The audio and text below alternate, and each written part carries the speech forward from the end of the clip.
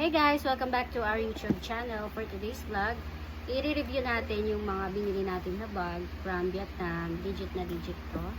So, sa mga gustong bumili, guys, napakaganda nito. Tapos, binigyan pa ako ni Angelica ng discount, no?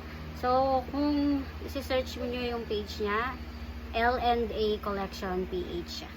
So, tara na. Buksan na natin. So, Gucci. So, ito siya. Wow, ganda.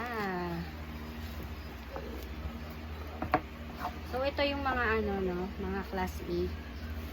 Made in Vietnam. Kaya, mas mura sa kanila kasi direct talaga sila sa supplier. So, ito siya. Ganda, no? Wow. Okay, may bulsa siya dito. Tapos, ito, may shoulder bag siya. And then, open natin yung loob. Ang ganda. Yamanin. Tapos, meron din siyang bulsa dito sa loob. Okay. Ayan. Tapos, meron din siya sa loob. So, ito yung card niya. O, diba ang ganda, guys? Pwede nyo na tong pang attend ng mga conference or pwede nyo na tong pang attend ng kasal, binyag, no? So sa lalaki, panlalaki, pambabae, pwede siya. So unisex siya.